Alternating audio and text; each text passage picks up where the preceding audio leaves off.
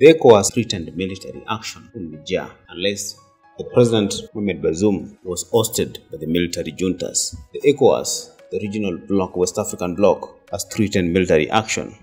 And I think there are quite some reasons why. Of course, challenges. Although the military interventions have had success in the past decades, one in Liberia in 1990, another one in 1987 in Sierra Leone, 1999 in Guinea-Bissau, 2003 Cote d'Ivoire, Liberia 2003, Mali 2013, Gambia 2017. These are just a number of occasions when the ECOWAS actually had to intervene to restore order whenever the political dispute became out of hand. Although Niger has been threatened by ECOWAS, whether it will succeed or not, but there are some challenges that they are bound to face.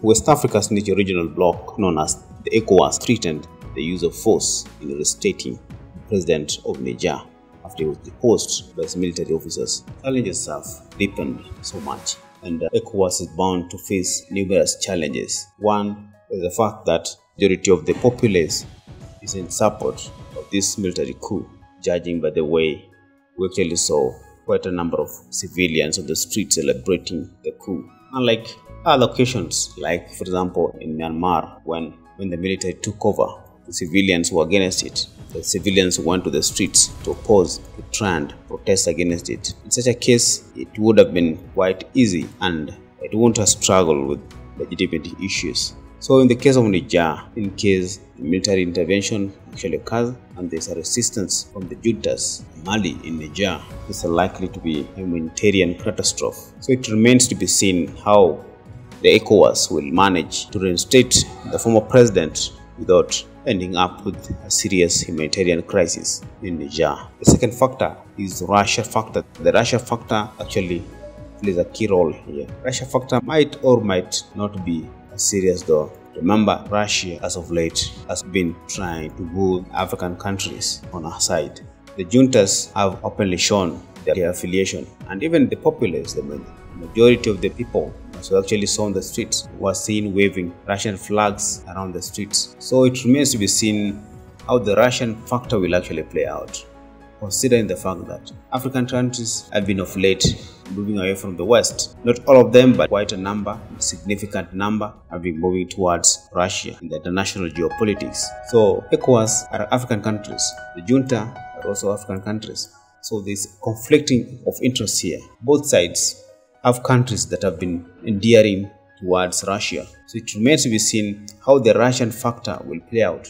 In case Russia will be involved in the conflict, on what side will it be? Definitely, Russia might be keen on supporting the military coup leaders, the junta in Niger, bearing in mind that the West is actually against it. So things are bound to be complex. In case of military intervention by Russia, we are not sure if Russia would be involved or not, whether they might be forced to involve the Wagner group. In case Russia decides to get involved directly or indirectly, they might involve the Wagner group based in Central African Republic. So things might get complex with Russia, so considering the fact that they are involved in Ukraine.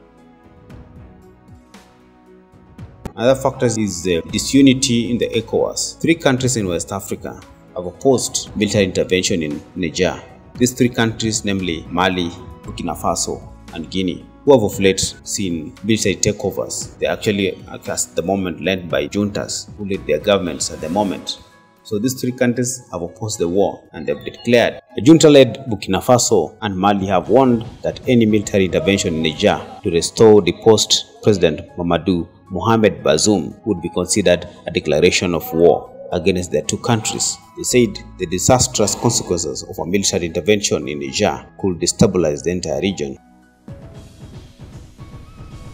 In a joint statement, the governments of Burkina Faso and Mali warned that any military intervention against Niger will be tantamount to a declaration of war against Burkina Faso and Mali at the same time. Just one strong challenge that is bound to be experienced as far as this war is concerned, in case ECOWAS goes ahead with the military intervention. So it remains to be seen whether ECOWAS will go ahead with the planned intervention. The Wagner group has numerous bases across the continent in countries such as Mali, Libya, Sudan, and Central African Republic.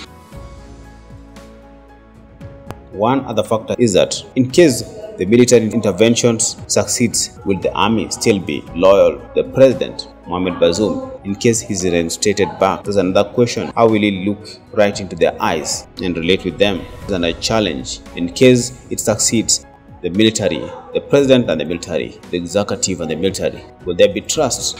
So guys, what do you think?